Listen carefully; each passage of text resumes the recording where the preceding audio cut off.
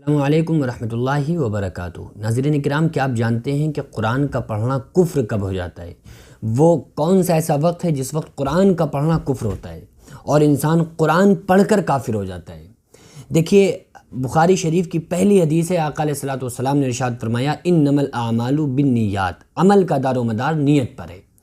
فاروق اعظم کے دور کا ایک واقعہ ہے کہ ایک مرتبہ ایک شخص تھا جو ہر نماز میں سورہ عبس اما پارے کی 30ویں پارے کی ایک صورت ہے، عبس وتولی ان جاءہ الاعمی،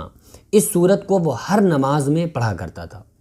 تو حضرت فاروق اعظم رضی اللہ تعالیٰ عنہ نے جب اس بات کو سنا تو اس کو بلایا اور اس امام کو قتل کروا دیا، اور آپ نے فرمایا کہ یہ شخص منافق ہے، اور اس میں چونکہ یہ جو آیات ہیں اس میں اللہ تبارک و تعالیٰ نے اپنے محبوب صلی اللہ علیہ وسلم سے کچھ باتیں فرمائی ہیں جس میں یہ حضور صلی اللہ علیہ وسلم کی گستاخی اپنے دماغ میں رکھ کے اس صورت کو پڑھا کرتا تھا، تو اس لیے یہ شخص منافق ہے، اور اس شخص کا فاروق اعظم نے اس شخص کا قتل کروا دیا، کیونکہ گستاخ رسول چاہے اگر قرآن مقدس پڑھ رہا ہے اور اس میں قرآن مقدس میں یہ سوچ کر گستاخی کی نیت سے اگر قرآن پڑھ رہا ہے تو یہ قرآن کا پڑھنا بھی کفر ہو جایا کرتا ہے۔ اسی طرح سے آپ یہ بھی سمجھ لیجئے کہ ایک صحابی ہر صورت میں سورہ اخلاص قل هو اللہ احد پڑھا کرتے تھے،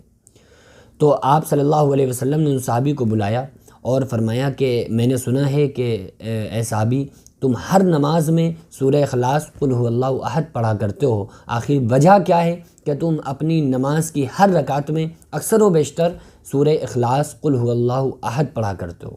تو صحابی کہنے لگے یا رسول اللہ صلی اللہ علیہ وسلم، اس صورت میں میرے اللہ کی وحدانیت ہے، اس صورت میں میرے اللہ کی عظمت ہے، اس صورت میں میرے اللہ کی بڑائی ہے، اس لیے یہ مجھے صورت بہت پسند ہے، اس لیے میں صورت کو اکثر و بیشتر نماز میں پڑھتا ہوں۔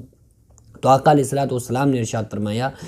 کہ آقا علیہ الصلوۃ والسلام نے ایک صحابی سے فرمایا کہ اس سے کہہ دو کہ اللہ تبارک و تعالیٰ اس کو پسند فرماتا ہے اور اللہ تعالیٰ اس بندے سے محبت فرماتا ہے۔ تو پتہ چلا کہ جو قرآن کو اللہ کے عشق میں اور اللہ تبارک و تعالیٰ کی وحدانیت کے لیے آقا علیہ السلام کے عشق میں ڈوب کر اگر کوئی عمل کرتا ہے تو وہ عمل اس کا قابل قبول ہے، لیکن اگر وہ گستاخی کی نیت سے قرآن کی بھی تلاوت کرتا ہے تو ایسے شخص کا مذہب اسلام سے کوئی تعلق نہیں ہوتا ہے، بلکہ جس شخص نے گستاخی کی نیت سے قرآن پڑھا تو اس شخص نے بھی کفر کیا۔ تو اللہ تبارک و تعالیٰ سے دعا کریں کہ اللہ تبارک و تعالیٰ ہم تمام لوگوں کو خلوص کے ساتھ قرآن مقدس کی تلاوت اللہ تعالیٰ کرنے کی توفیق عطا فرمائے اور اس پر عمل کرنے کی اللہ تعالیٰ توفیق عطا فرمائے۔ وما علینا الا البلاغ۔ السلام علیکم ورحمۃ اللہ وبرکاتہ۔